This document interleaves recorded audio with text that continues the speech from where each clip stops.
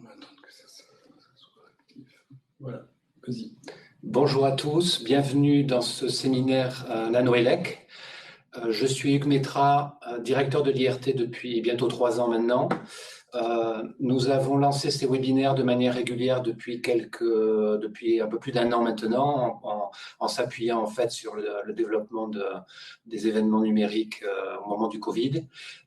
Aujourd'hui, j'ai le plaisir d'inviter Michel Ida, qui anime une réflexion sur le lien entre technologie et société au sein de la direction de CEA Tech, et avec qui nous allons dialoguer pendant une 20 ou 25 minutes avant de prendre des questions, afin de comprendre sur quoi il travaille, quelle méthodologie il met en place et quels enjeux il veut adresser pour le CEA et puis pour le milieu de la recherche technologique de manière générale. Quelques conseils techniques pour démarrer. Vous aurez le moyen d'intervenir via la capsule de chat qui est en bas à droite. Vous pourrez taper votre message et l'envoyer. Nous prendrons les questions qui auront été posées de manière générale. Alors Michel, pour démarrer, on se connaît depuis une 20aine d'années. À l'époque, tu avais été précurseur en lançant IDES Lab, en ayant identifié avant beaucoup de gens la nécessité de faire un lien entre technologie et usage. Et en particulier en rapprochant les gens de la recherche amont et technologique de l'utilisateur final d'objets, en particulier dans nos domaines numériques. Tu as été également à l'initiative de l'atelier AirScience, qui était déjà un moyen pour toi, d'après ce que tu disais à l'époque, de faire un lien avec la société. Est-ce que tu peux nous expliquer ce qui t'a amené aujourd'hui à passer de ces 2 initiatives vers une thématique sociétale plus large ? Oui, bon, d'abord, bonjour à toutes et à tous, et puis merci à Hugues et François de m'inviter dans cette tribune. Donc, alors, pourquoi ce passage vers la question de l'impact sociétal des technologies du CEA et de la recherche technologique en particulier? Ça pose la question finalement des formes de l'innovation. Elle renvoie cette question aux formes de l'innovation. Moi, quand je suis arrivé au CEA dans les années 80, l'innovation, elle était surtout poussée par la technologie, et presque exclusivement poussée par la science et la technologie. Donc, on était vraiment dans ce qu'on appelle le techno-push, un peu plus loin, et ça a d'ailleurs permis de créer le métier de BizDev, de business developer. On a vu arriver une innovation market pool, donc tirée par les marchés avec les cahiers des charges industriels. À la fin des années 90, moi, ce que j'ai fortement poussé, et à l'époque, j'étais perçu un peu comme un extraterrestre, c'était une forme d'innovation qui partirait des usages en mode c'est-à-dire avec l'idée d'associer le plus grand nombre. Donc, une forme d'innovation finalement anthropocentrée, centrée sur l'individu, centrée sur les usages, sur les pratiques, en essayant d'anticiper ces usages pour comprendre où allaient les technologies. Aujourd'hui, 22 ans après, presque 25 ans après, on aborde une nouvelle forme de l'innovation. Les autres n'ont pas disparu pour autant, mais on aborde une nouvelle forme d'innovation. On est beaucoup plus centré sur la planète, sur la protection du climat, sur les ressources, et ça pose tout un tas de questions, puisque finalement, on s'apprête aussi à contraindre l'humain dans ses pratiques, dans ses usages, et donc ça, quelque part, ça menace la cohésion sociale, sociétale, et on doit s'intéresser maintenant, au-delà de l'impact environnemental, à l'impact sociétal. Voilà ce qui m'a amené à affronter ce nouveau défi, qui est tout aussi important que celui des usages il y a 25 ans. D'accord. Dans certaines des interventions que je t'ai vu faire, tu parles de mine urbaine, de mine spatiale. Est-ce que tu peux nous expliquer justement par rapport à ces termes, comment tu les lis justement, ces enjeux sociétaux d'aujourd'hui? Oui, c'est un bon exemple pour comprendre justement les enjeux de cette question de l'impact sociétal des technologies. Dans les siècles passés, on connaissait une seule forme de mine. C'était la mine terrestre. On allait chercher la matière dans les minéraux, dans le sous-sol, et on l'exploitait et puis après on l'utilisait.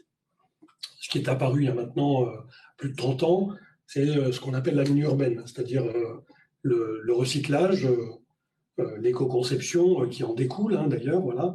Et puis donc toute cette idée de boucle de récupération Donc, au sein de notre société, au sein de nos villes, dans nos produits-services, on va chercher à recycler au maximum la matière, et c'est ce que j'appelle la mine urbaine.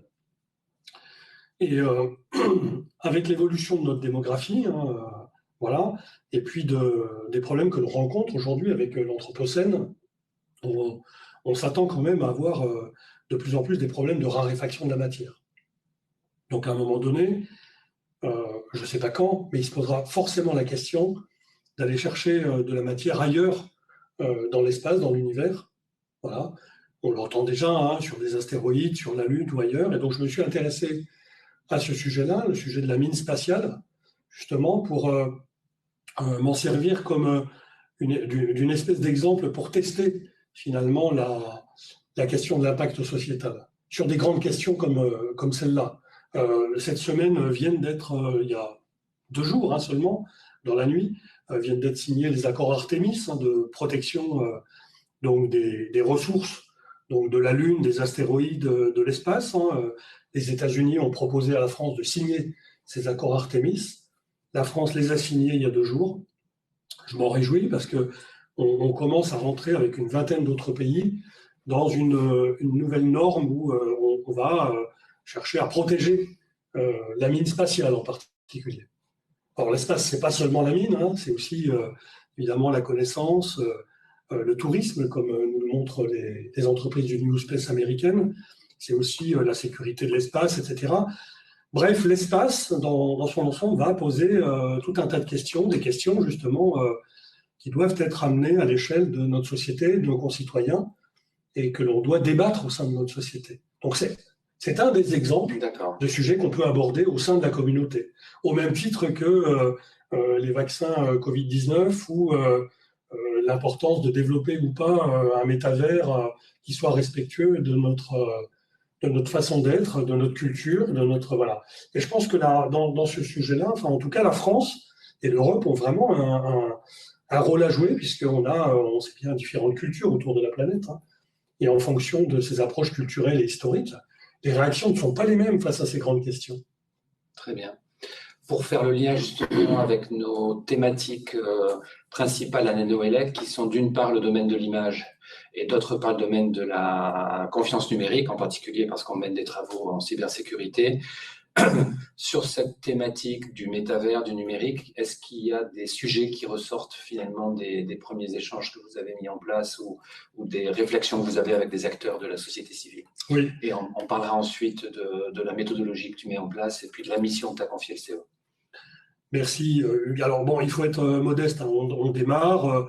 Donc aujourd'hui, il y a un peu plus de 200 collègues CEA qui ont manifesté un intérêt pour cette communauté impact sociétal que j'essaie de faire démarrer. On associe à ces 200 et quelques collègues une trentaine d'extérieurs, donc restons modestes pour l'instant. Ces grandes questions, on n'en est qu'au démarrage. Mais je ne veux pas éluder pour autant la question. Sur le sujet du métavers, par exemple, ou du numérique d'ailleurs en général, et de tous les produits et services associés au numérique. On se retrouve de plus en plus face à ces nouvelles questions. Pourquoi? Alors, dans les décennies passées, on abordait le numérique à travers les technologies. Ça suit un peu ces grandes vagues de l'innovation que j'expliquais au début. Et puis, on a commencé ensuite à s'intéresser aux usages, et aux usages qu'on pourrait en faire. Voilà. Quels usages? Donc, on l'a vu ensemble, des objets communicants. Tu étais responsable à l'époque du programme objets communicants et moi précédemment. Quels usages des objets communicants? Quels usages de la téléphonie mobile et des smartphones? Et aujourd'hui, finalement, quels usages du métavers? Donc ça, ces questions-là, on y est habitué. Un peu plus proche de nous, la question de l'empreinte environnementale. Bon, vous avez tous entendu parler ou lu les rapports du Shift Project ou du GIEC, pardon. Et on se rend compte que le numérique, et on prend conscience que le numérique consomme énormément d'énergie. Donc là aussi, cette question de l'empreinte environnementale et de la consommation du numérique ou de systèmes comme la blockchain, les transactions numériques, les NFT et le métavers, évidemment, tout ça est sur la table. Ces sujets sont déjà bien bien étudié et on commence à travers des moyens de métrologie comme l'analyse du cycle de vie, avoir un retour et à regarder comment on pourrait diminuer d'une part la consommation de ces composants et autres. Alors, en revanche, par rapport à la question que tu me poses, il y a des sujets qu'on n'a pas encore abordés ou très peu abordés.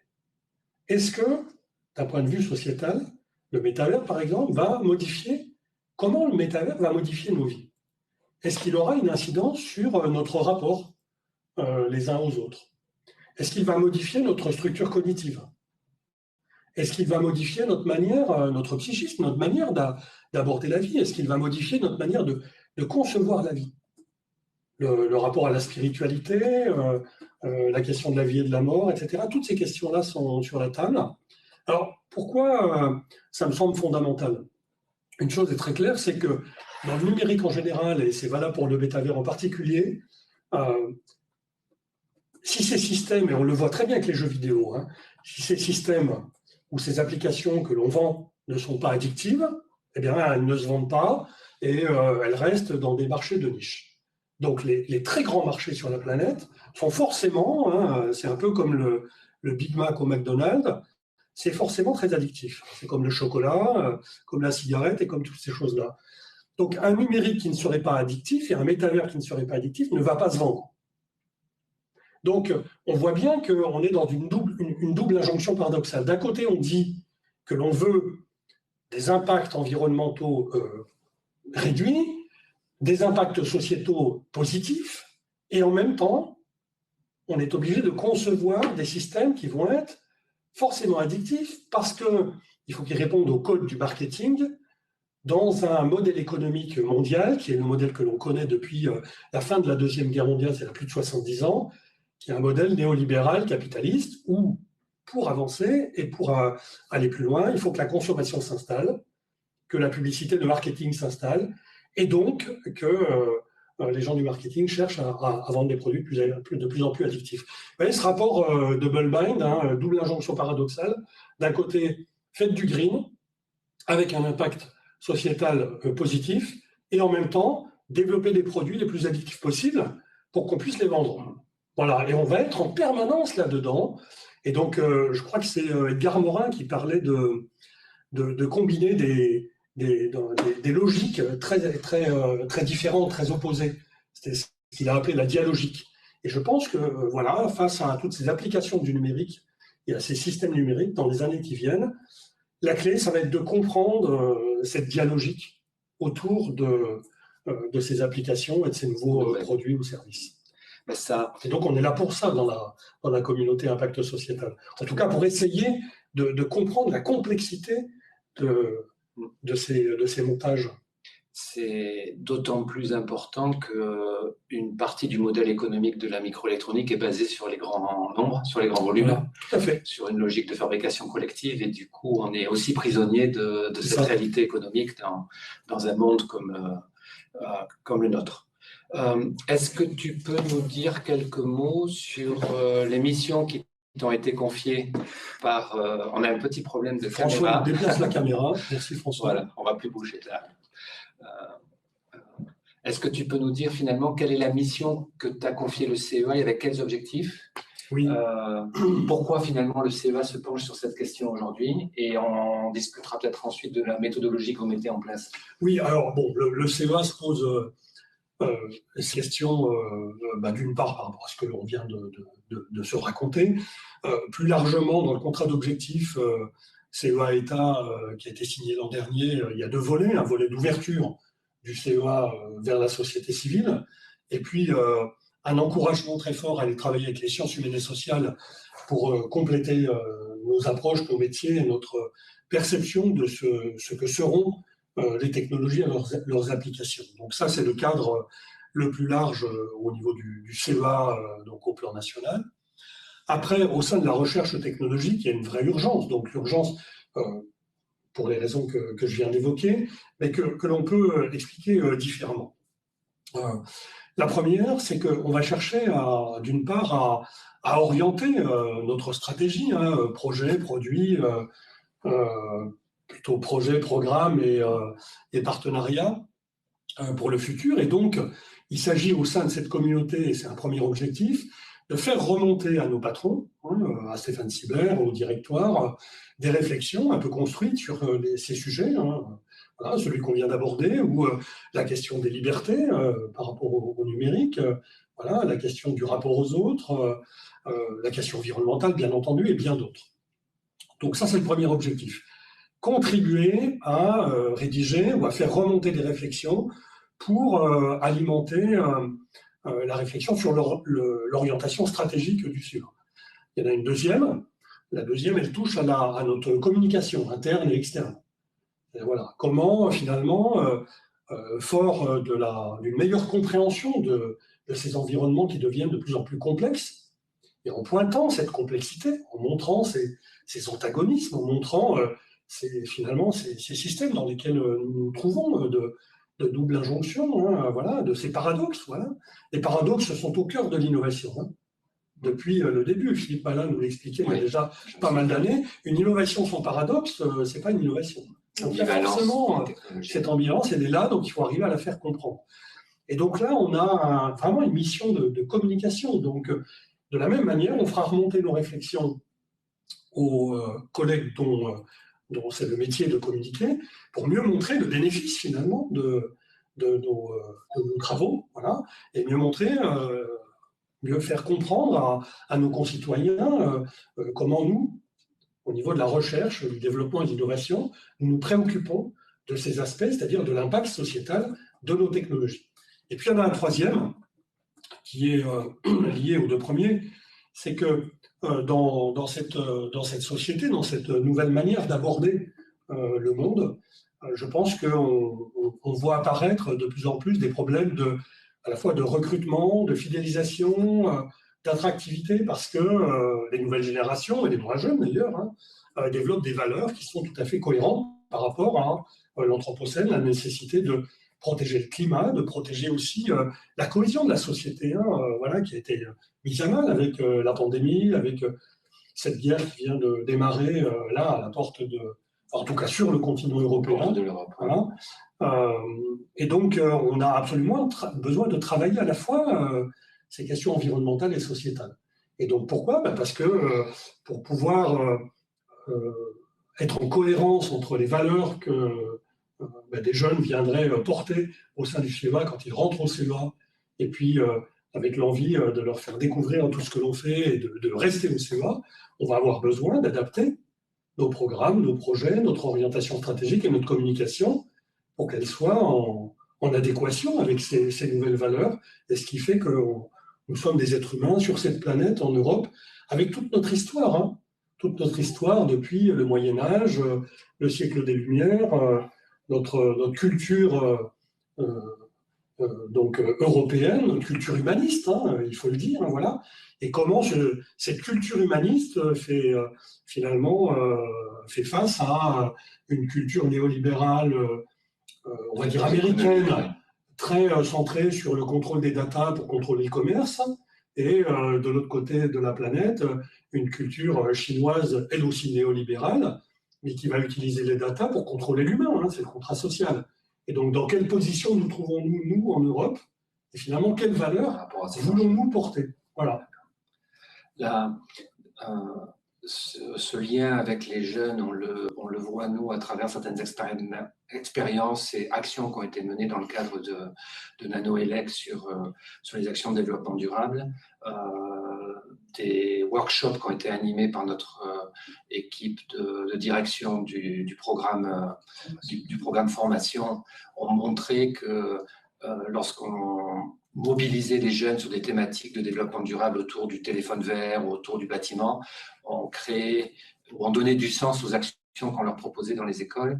Et c'est des choses c'est des sujets qu'on va traiter dans les mois et années qui viennent pour essayer de voir comment rendre la filière microélectronique, en particulier autour de Grenoble, plus attractive pour les étudiants qui commencent à s'y intéresser de moins en moins, malheureusement.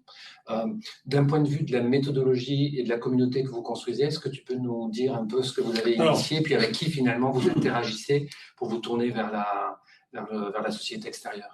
Alors, je vais en dire deux mots. Je voudrais juste revenir sur ce que tu viens de dire précédemment. Oui, bien sûr. Le développement durable, bon, moi je suis ravi que ça ait fait boule de neige. Je crois qu'on en est maintenant au LETI, au LITEN, au LIST, dans les implantations en région, quasiment à la contractualisation. C'est-à-dire qu'on a des représentants éco-conception et développement durable dans tous les grands instituts de la recherche technologique du CEA. Donc pour moi, ça c'est quelque chose qui roule et qui est bien embrayé. On va jusqu'à la contractualisation. Je voudrais juste revenir sur un point, c'est que les autres notions que j'ai évoquées, c'est-à-dire la question des émotions, la question de la psychologie, notre rapport psychologique à ces technologies, la question des croyances face à ces dispositifs. Hein. Vous l'avez vu au cours de la pandémie, les croyances développées autour d'un vaccin comme le vaccin Covid-19, où certains, des milliers de personnes sur la planète quand même, croient que lorsqu'on injecte un vaccin Covid-19, on injecte une puce 5G ou 6G dans le corps des gens qui sont vaccinés. Toutes ces croyances, finalement, posent question. Donc, je revenais juste là-dessus parce que il me semble qu'à un moment donné, on va devoir aller, comme pour le développement durable et l'impact environnemental, on va devoir aller vers des moyens de métrologie de l'impact sociétal, voilà, et qu'on devra, dans nos projets et contrats que l'on montrera dans le futur, avoir un volet qui adresse vraiment ces questions-là. C'est-à-dire qui permet de les mesurer, de les évaluer et de les prendre en compte ensuite. Exactement. Voilà, on sera obligé d'aller vers ça et ensuite de montrer finalement quels sont les moyens qu'on met en œuvre pour éviter de déraper, pour éviter des catastrophes, pour éviter finalement de nuire, par exemple, à la cohésion sociétale. Voilà. C'est quelque chose qui me semble évident. Alors, je reviens maintenant sur la méthode, l'articulation, notre organisation au sein de la communauté. Alors, on a prévu 3 ou 4 niveaux de fonctionnement. Bon, tout d'abord, pour ceux qui sont rentrés dans la communauté, vous le savez, on a une réunion mensuelle, on appelle ça une parfumerie. C'est l'idée de se mettre au parfum. Et puis, à l'intérieur de la communauté, ensuite, on a des grands sujets qu'on va adresser, hein, comme par exemple, quel est l'impact de la superposition du virtuel et du réel sur nos vies, cette superposition qui va crescendo. Quel est l'impact du numérique sur nos libertés? Plus de liberté, moins de liberté, quelles modifications? Voilà, etc. Et ça, on appelle ça des distilleries. Donc là, c'est des grandes thématiques. Hein, voilà. Donc on a la parfumerie pour s'informer, des distilleries pour creuser un grand sujet. Et à l'intérieur de ces distilleries, par exemple sur la partie empreinte environnementale et société, eh bien, on va avoir des alambics, donc vraiment des éléments, donc par petits groupes, des petits groupes de travail, en quelque sorte. Donc, par exemple, il y a un alambic qui fonctionne très bien sur les low-tech. Hein, voilà. Il y en a un autre sur l'ergonomie et le futur du travail.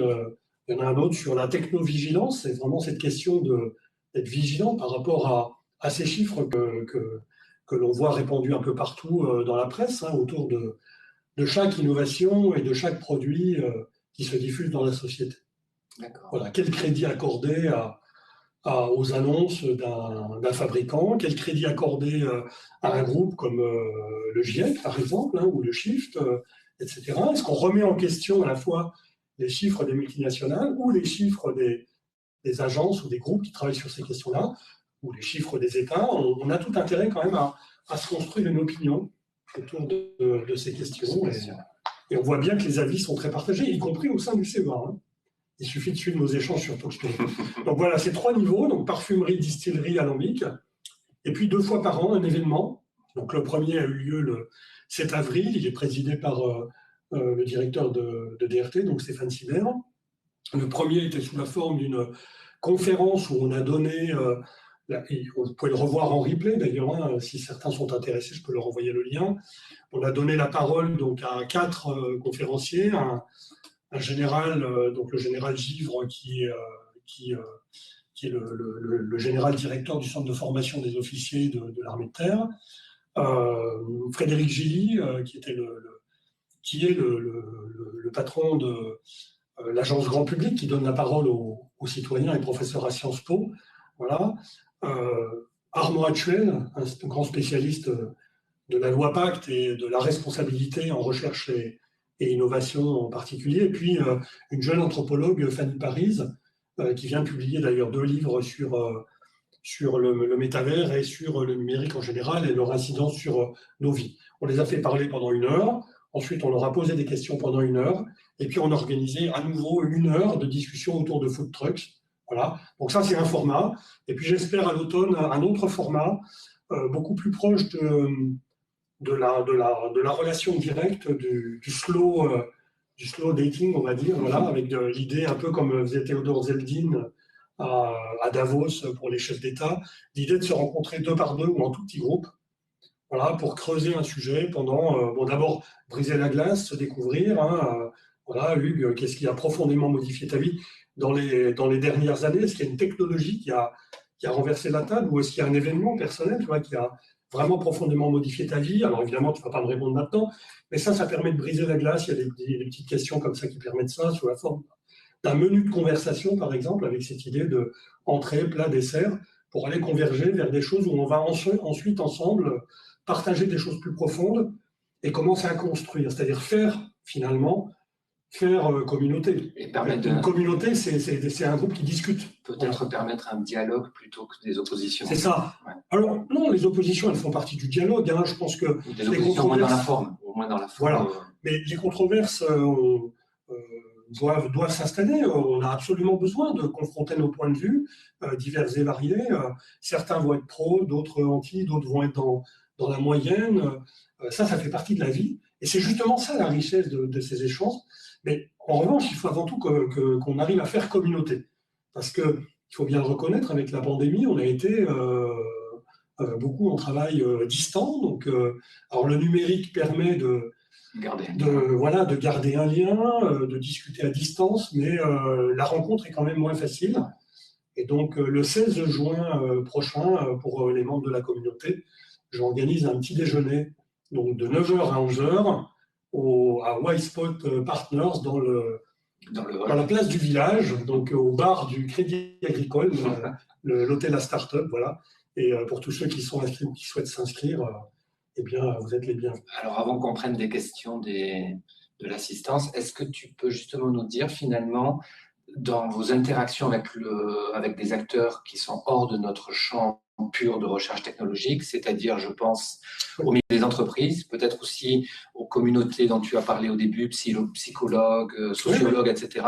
Finalement, comment ces acteurs se mobilisent-ils et quelles thématiques les intéressent en fait? Quelles sont leurs attentes et leurs contributions? Voilà, alors, bon, pour construire ce groupe externe, hein, pour aller travailler avec, d'une part, les sciences humaines et sociales, mais pas que, hein, les militaires, les journalistes, ou tout un tas des gens spécialistes des croyances, hein, ou les croyances laïques ou religieuses. Hein, voilà, ça fait partie aussi des sciences humaines et sociales.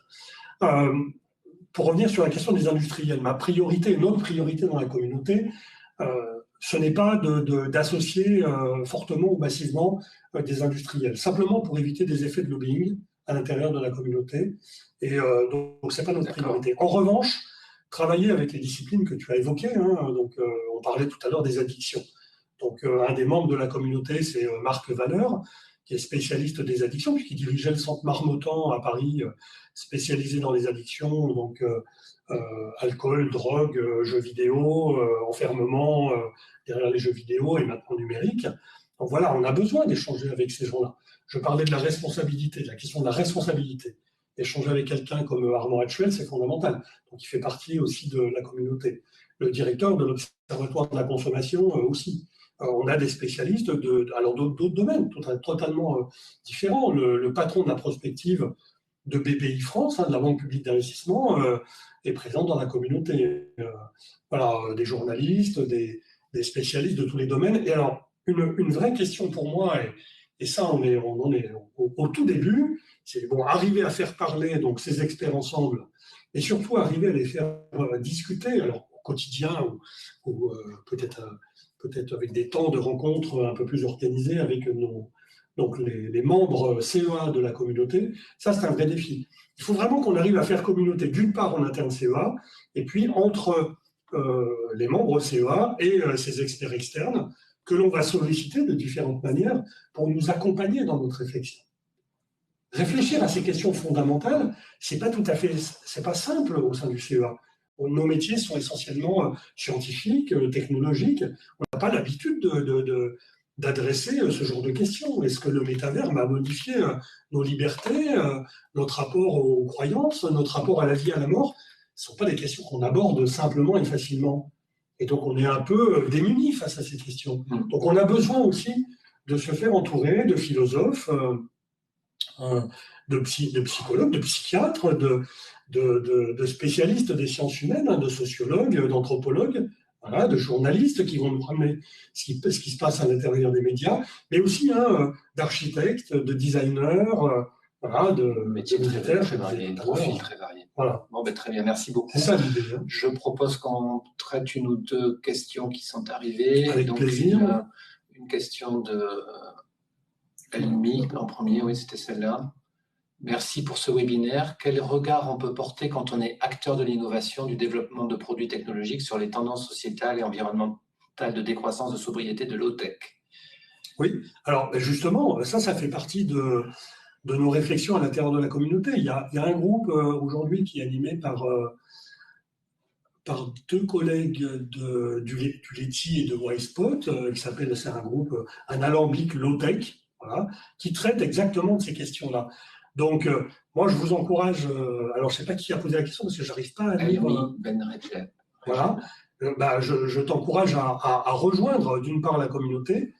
Et alors, pour rejoindre la communauté, ça me permet de donner le moyen de la rejoindre. Il y a deux manières. Soit vous m'écrivez à moi, Michel Ida, donc michel.ida@cea.fr, ou plus simplement, et ça c'est bien mieux encore, on a une adresse générique, donc c'est sociétal sans accent, et au masculin, .impact@cea.fr. C'est une boîte générique qui est lue par une dizaine de collègues, et le premier qui voit apparaître votre demande répondra et vous intégrera dans la communauté. Puis après, vous pouvez rejoindre les distilleries, les alambics, et donc en particulier, il y en a une qui travaille sur cette question-là. Et moi, je pense qu'il ne faut surtout pas s'interdire, quand on est acteur de l'innovation et du développement de produits technologiques, de travailler à ces questions. Ensuite, évidemment, ça fait émerger d'autres interrogations. Est-ce que nos réflexions vont servir à quelque chose? Comment elles vont alimenter la réflexion de nos patrons? Et au-delà de ça, est-ce que ce que l'on imagine sera transmis aux industriels qui, eux, vont produire ces produits? Donc ça, évidemment, ça reste d'autres formes de questions, et on ne peut pas y répondre de manière simple aujourd'hui. Mais démarrons, commençons, et on verra bien. Hugues disait tout à l'heure que finalement, c'était un défi aussi important que l'innovation par les usages à la fin des années 90. Je suis complètement d'accord avec ça. Aujourd'hui, on en est au tout début, et on est bien moins avancé sur cette question de l'impact sociétal des technologies que l'impact environnemental, par exemple, qui lui est déjà bien étudié. J'espère que ça répond à la question. Oui, très bien. Est-ce qu'il y a une question aussi sur est-ce que cette communauté, finalement, est ouverte à des non-CEA? Alors, j'imagine peut-être les gens du milieu académique ou d'autres. Justement, on parlait des entreprises tout à l'heure, tu disais que oui. Vous n'étiez pas trop tourné vers le monde des entreprises aujourd'hui pour éviter les effets de lobbying. Voilà. Alors, on a... bon, d'abord, elle est ouverte au personnel de la recherche technologique du CEA. Un peu plus largement, on accepte des membres du CEA donc dans d'autres directions, la direction des énergies, la direction de la recherche fondamentale ou la direction des applications militaires. Ponctuellement, parce que on a tout intérêt, par exemple, à travailler avec nos philosophes des sciences au LARCIM, Étienne Klein et son équipe, Alexei Grimbaum et l'équipe du LARCIM. Voilà. En ce qui concerne des membres externes au CEA, on a déjà intégré entre 30 et 40 membres externes au CEA, qui sont tous soit des représentants de la société civile, soit des experts dans des domaines divers et variés, comme ceux que j'ai cités tout à l'heure. Donc, je ne dis pas ni oui ni non, je dis simplement écrivez-nous, on en discute, et puis on décidera ensemble si c'est possible ou pas. Voilà, tout simplement. Nous, on est au-delà. Hein. Un Noël qui est au-delà du cercle du CEA. Oui. Donc la question vaut aussi pour des externes. Mais par exemple, pour des membres de l'IRT Nanoélec, moi je pense qu'il y a un intérêt à ce que l'on puisse travailler ensemble. Simplement parce que vous adressez toutes ces technologies et vous avez cette vision. Donc là, pour le coup, je pense qu'il y a un intérêt. Donc tout dépend à qui on pense quand on parle de personnes en dehors du CEA. On s'en est en effet rendu compte lors de l'Assemblée générale qu'on avait réalisée l'an dernier. On avait invité deux personnes pour nous aider à réfléchir sur ces enjeux de confiance numérique et des enjeux de l'image. Et on s'est rendu compte que, y compris dans le milieu des entreprises, les questions étaient extrêmement intéressantes pour tous les acteurs. Et ça apportait un cadre de réflexion nouveau pour alimenter les réflexions. Et puis, c'est pareil pour les entreprises. Je disais qu'on n'a pas mis un grand coup d'accélérateur vers les entreprises. Mais certaines entreprises seraient tout à fait adaptées pour qu'on puisse les intégrer, travailler avec eux. Je donne un exemple volontairement en dehors de nos champs. La compagnie d'assurance, donc la Maïf, que bon nombre d'entre nous connaissent, et donc son directeur général Pascal Demurger, écrit en permanence dans la presse sur ces questions-là. Il a développé donc autour de la confiance, de la responsabilité, une réflexion de très haut niveau sur ces questions-là. Donc on aurait tout intérêt, par exemple, à travailler avec des gens comme Pascal Demurger ou une compagnie d'assurance comme la MIF. Donc je n'exclus pas qu'on travaille avec certains industriels, simplement attention à des effets de lobbying interne qui pourraient venir piper les dés, quoi, tout simplement. Donc, je crois qu'il y avait une question sur celle-ci. Ah oui. Impact sociétal. Les études montrent que taper toute question sur un moteur de recherche, seul ou en groupe, impacte notre développement cognitif car ça limite nos capacités et habitudes à faire des liens et des connexions cérébrales. Qu'en pensez-vous? Alors, qu'en pensez-vous? J'en pense qu'effectivement, ça a forcément un impact. Donc, je partage votre point de vue. Maintenant, on a énormément de mal à déterminer quel impact. Parce que dire que ça a un impact, c'est très bien, mais ça peut être un impact très positif pour nos vies. Donc, ça peut être aussi quelque chose de très négatif. Si ça conduit, par exemple, à l'isolement ou à l'enfermement des personnes, comme on le voit, par exemple, au Japon, autour de certains addicts aux jeux vidéo, pour moi, c'est de la non-vie et c'est catastrophique. En revanche, si ça nous amène beaucoup plus de liberté et la capacité de jongler, par exemple, comme on le fait aujourd'hui, on le fait d'ailleurs ce matin, entre des moyens numériques, avec la possibilité d'aller regarder un replay, de le faire en différé, de gérer nos vies de manière différente, eh bien pourquoi pas? Depuis l'aube de l'humanité, on a, grâce à l'outil, le premier outil était un prolongement de la main, quelque part le numérique est un prolongement de la main. C'est quelque part une orthèse dans nos vies. Donc, moi je pense qu'il n'y a pas que... Les technologies nous apportent plein de choses qui sont incroyablement intéressantes. Donc, j'ai pas un avis qui serait tout positif ou tout négatif sur ces questions-là. Je pense que ça va modifier notre système cognitif et notre rapport aux autres. Mais toute la question est dans quelle direction. Et c'est pour ça qu'il faut aller étudier ces choses-là en amont de nos développements. Ça me semble vraiment important pour donner des recommandations. Et puis, il y a quelque chose qu'on n'a pas dit depuis le début, et ça me semble important. À la fin, comment agir? Pour moi, une des voies, par exemple, c'est la régulation. Est-ce qu'on est capable de réguler? Est-ce qu'on est capable de réglementer? Est-ce qu'on est capable, à l'échelle française et européenne, par exemple, de créer, comme on le discutait il y a 2 ans déjà, des labels? On parlait tout à l'heure de low-tech, de right-tech, de fair-tech, etc. Est-ce qu'on est capable d'estampiller sur nos projets de recherche, développement et innovation un label qui serait partagé avec les autres centres de recherche technologique, les Fraunhofer et bien d'autres. Et j'imagine aussi que ça débouche sur des enjeux juridiques également. Bien entendu. Comme pour l'empreinte environnementale. C'est-à-dire qu'aujourd'hui, on voit s'installer des lois, des labels, des recommandations. Voilà. Et pour l'impact sociétal, moi, je suis persuadé que dans très peu de temps, on verra apparaître ce genre de choses. Si, justement, dans le monde de la recherche technologique, un des enjeux des acteurs, c'est les financements. Ça passe souvent par un support au moins partiel des autorités publiques. De ce point de vue-là, est-ce qu'on voit des prémices dans les pouvoirs publics français, mais peut-être aussi à l'Europe, de prise en compte de ces questions en termes de financement intégré à des projets de recherche ou sur des axes justement pour monter des communautés et des actions de ce type-là? Moi, j'ai été très heureux de constater qu'à l'Europe, on commence à s'en préoccuper, puisque dans les critères d'évaluation des projets, avant, on avait seulement l'impact environnemental, et maintenant, on voit apparaître l'impact sociétal. D'accord. Donc, le problème, c'est que les uns et les autres, on ne sait pas trop bien comment prendre cette chose-là, puisque, comme je le disais, à l'instar de l'impact environnemental, où on commence à avoir des moyens de mesure, comme l'analyse du cycle de vie, etc., concernant l'impact sociétal, à part des enquêtes d'opinion publique ou des choses de ce type-là, on n'a pas grand-chose.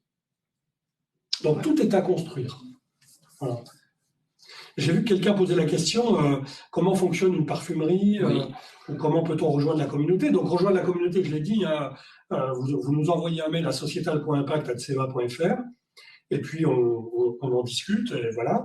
Et après, on a une plateforme interne, une plateforme TalkSpirit qui nous permet d'échanger collectivement, donc avec des documents sur le Drive, un chat, des possibilités de visio, une rubrique information, donc au quotidien ou de manière plus construite et pérenne. Et puis les parfumeries, donc à l'intérieur, c'est une des strates. Donc la parfumerie, c'est juste une réunion mensuelle pour se mettre au parfum. Donc ça, en général, c'est moi qui la pilote ou un des collègues de l'équipe communication relations publiques qui m'accompagne. Il y a une dizaine de personnes dans l'équipe de Florence Martin qui travaillent en tandem avec moi, et on rapporte à Stéphane Sibert sur toutes ces questions-là. Et donc, dans les parfumeries, eh bien, on essaie de vous informer sur finalement où nous en sommes.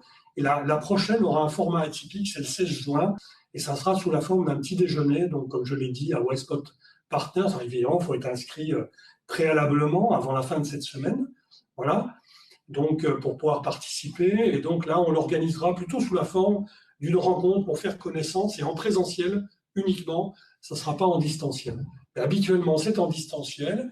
Et puis, on déroule alors avec les outils numériques habituels, soit simplement une visio, soit avec un travail sur Klaxoon, par exemple, pour aborder des sujets comme ceux que j'ai évoqués tout à l'heure. Moi, je vous laisse découvrir. Si vous le souhaitez, rejoignez-nous et posez-nous la question. Et je vois une dernière question de David Martin-Chevalier. Comment traitez-vous des usages de l'innovation? Comment, selon vous, dire qu'un usage est intéressant ou que c'est à l'inverse un gadget? Comment choisit-on cela collectivement? Donc là, on est essentiel n'est pas essentiel. Ouais, ça a été mon travail. Ouais. Ça, c'était mon travail pendant presque 25 ans. Voilà. Donc, puisque j'ai vraiment poussé, François et Hugues en sont témoins, l'innovation par les usages et la logique du co. Il y a plein de méthodes pour faire ça. Je parlais de Philippe Malin tout à l'heure, un sociologue de l'innovation qui est à la retraite maintenant et qui avait développé une méthode qui s'appelait COTIC, de conception assistée par l'usage des technologies d'information et de communication. Voilà. Donc on a en fait plein de méthodes différentes. Celle-là, par exemple, fonctionne en mode groupe focus, et puis on va composer le groupe avec en tenant compte de la répartition au sein de la société, au sein d'un pays, de notre rapport à l'innovation. Donc vous avez le maximum de la gaussienne, c'est à la fois des humanistes d'un côté, des utilitaristes de l'autre. Vous avez des opposants à l'innovation, et puis des gens qui vont adopter l'innovation très rapidement dans les queues de bande de la gaussienne. Et donc, on va composer un groupe comme cela, puis après, on a une grille d'analyse qui va nous permettre de répondre aux questions que vous évoquez. Une autre méthode, c'est la méthode statistique, où on va interroger quelques milliers de citoyens, voilà, et on va leur poser des questions qui nous guident pour comprendre, pour avoir un peu plus d'assurance sur les réponses aux questions que vous posez. Mais il n'y a jamais aucune certitude, évidemment. Une dernière question d'Antoine Dupont qui parle de partage des données, qui est un sujet économique mais aussi sociétal, avec en particulier les données personnelles régulées par la RGPD et puis les données non personnelles. Est-ce que c'est des sujets abordés finalement dans la communauté? Alors, ça, c'est un sujet que la communauté pourrait tout à fait aborder, qui pour l'instant n'est pas, on va dire, construit, c'est-à-dire que personne ne s'en est emparé dans les 200 premiers membres. Personne n'a a souhaité, encore une fois, c'est basé sur le volontariat, donc les collègues s'emparent d'un sujet et le portent, mais à condition qu'il soit moteur.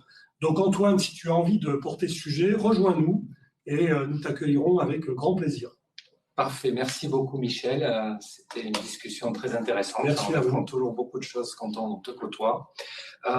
Je vais conclure en annonçant peut-être les prochains événements de Nanoélec. La semaine prochaine, vendredi 17 juin, à la même heure, 9h15, nous accueillons Jacqueline Été, qui est l'ancienne présidente de l'association Parité Sciences Grenoble, dont Nanoélec est devenu membre. Elle vient nous présenter l'exposition La science en taille XXL, qui sera présentée conjointement avec le Leti dans le BCC, là je crois, en bas du bâtiment, jusqu'au 13 juillet.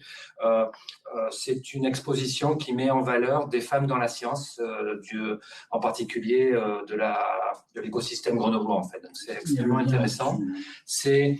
La parité est un enjeu dont on s'est saisi à l'initiative de François Legrand et de Sandrine Maubert, qui sont dans l'équipe de direction depuis un an, et on pense que c'est aussi au cœur des enjeux sociétaux de nos sociétés modernes. Donc on essaie d'être très actifs sur ce sujet-là, et on va également le 23 juin en fin de journée réaliser une séance où les 14 candidates qui ont candidaté à au concours qu'on a lancé pour nos 10 ans sur les femmes dans la science technologique vont pitcher auprès du jury qui a été construit, qui rassemble des acteurs de la communauté Nanoélec industrielle et académique.